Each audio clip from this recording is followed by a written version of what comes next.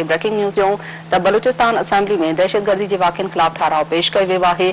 ठाराव में दहशतगर्दनि ख़िलाफ़ सख़्त कार्रवाई जो मुतालबो कयो वियो आहे। इजलास खे ख़िताब कंदे PPMPA अली मदद जतक चयो त औरतुनि ऐं ॿारनि ढाल बणाइण बलोचनि जी रिवायत नाहे। हुन चयो त दहशतगर्द ॿारनि खे निशानो बणाए रहिया आहिनि। संदसि चवण त सिक्योरिटी फोर्सिस दहशतगर्दनि जो ॼमी मुक़ाबिलो करे पई। अवां खे आगाह कयूं पिया बलूचिस्तान असेंबली में दहशतगर्दनि जे वाक़िअनि ख़िलाफ़ ठाराव पेश कयो वियो आहे। ठाराव में दहशतगर्दनि ख़िलाफ़ सख़्त कार्रवाई जो मुतालबो कयो वियो आहे।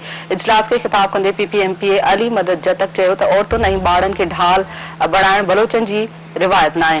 आगाह कयूं पिया अपडेट कंदा हलूं अवां खे अहम ख़बर जे हवाले सां त बलूचिस्तान असेंबली में दहशतगर्दी जे वाक़िअनि ख़िलाफ़ ठाराव पेश कयो वियो आहे।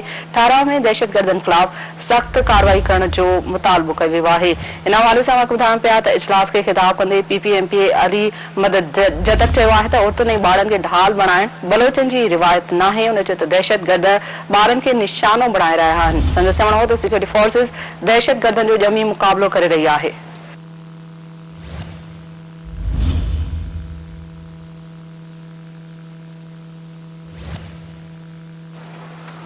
बलूचिस्तान असेंबली में दहशतगर्दी जे वाक़िअनि ख़िलाफ़ ठाराव पेश कयो वियो आहे। ठाराव में दहशतगर्दनि ख़िलाफ़ सख़्त कार्रवाई जो मुतालबो कयो वियो आहे।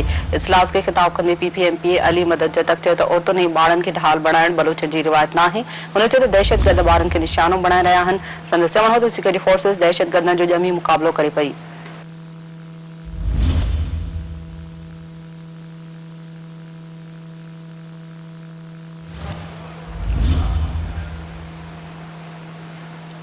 ॿी अहम ख़बर नाज़रीन खे ॾियूं टंडो अलायार में PP अॻवान